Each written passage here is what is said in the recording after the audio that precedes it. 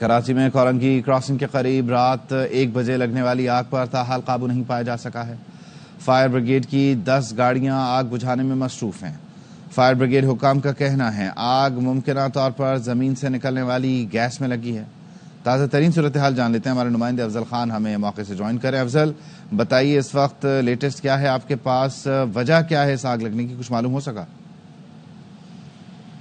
دیکھیں، آگ لگنے کی وجہ تو شارٹ سرکٹ بتایا جا، لیکن آگ جہاں پر لگی ہے اس کے بارے میں ابھی تک جو صورتحال ہے وہ واضح نہیں ہوئی ہے۔ ایس ایس جی سی کی ٹیم یہاں پر موجود ہے، دیگر اداروں کی ٹیم بھی یہاں پر موجود ہے۔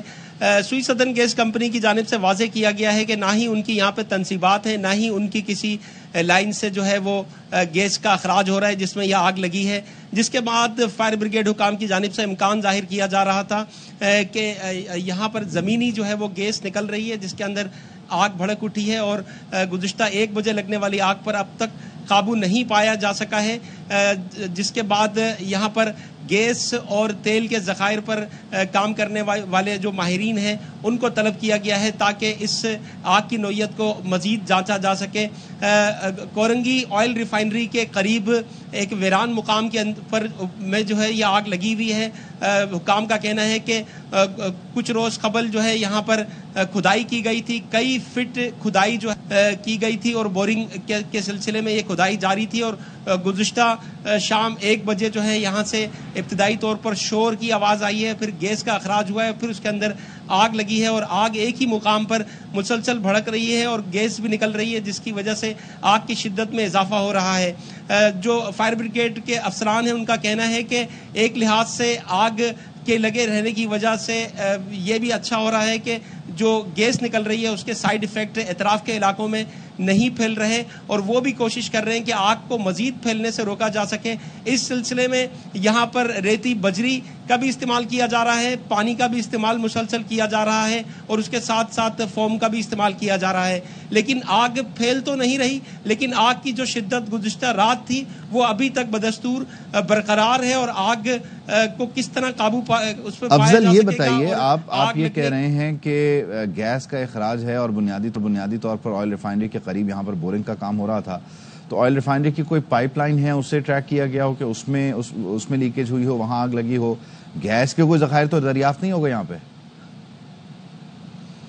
دیکھیں، ابھی تک اس حوالے سے جو ہے وہ مصدقہ طور پر کسی ماہرین کی ٹیم نے یہاں پر پہنچ کر کوئی بات واضح نہیں کی ہے۔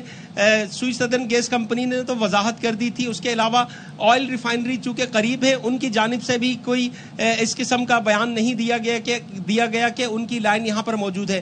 دوسری جانب دیکھا بھی جا سکتا ہے کہ گیس جو ہے وہ مسلسل یہاں پر نکل رہی ہے، اور گیس کے ساتھ ساتھ آگ بھی بھڑکی ہوئی ہے۔ آپ نے بتایا یہاں بورنگ ہو رہی تھی، اور یہ بورنگ کا عمل کتنے دن سے جاری تھا؟ کون کر رہا تھا؟ ظاہر ہے کس سے پرمیشن لی گئی ہوگی، کیونکہ آئل ریفائنری پاس ہے، تو وہ پرمیشن جہاں سے لی گئی، جہاں سے اجازت لی گئی، وہ کیا کہتے ہیں؟ انہیں بھی نہیں معلوم تھا کہ یہاں پر کوئی گیس پائپ لائن گزر رہی ہے؟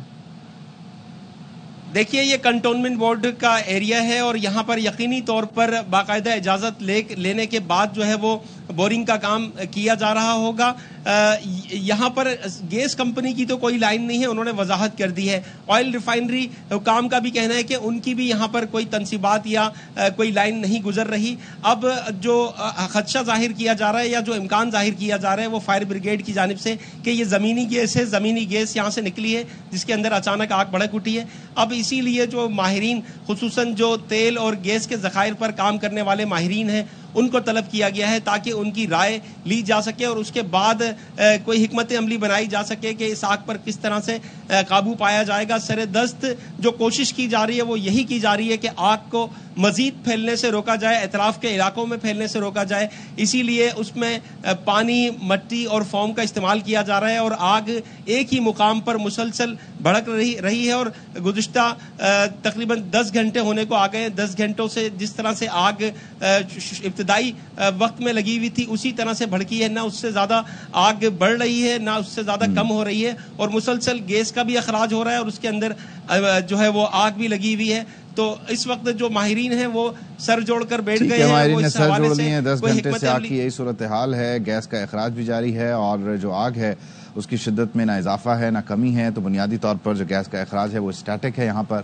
لیکن یہ کیوں ہو رہا ہے؟ یہاں سوئی صدرن کی کوئی گیس پائپ لائن نہیں ہے, آئل ریفائنری کی کوئی لائن نہیں ہے. اس پر غور و خوض ہو رہا ہے. افضل خان نے صورتحال پر نظر رکھے. افضل, اب تک کے لیے بہت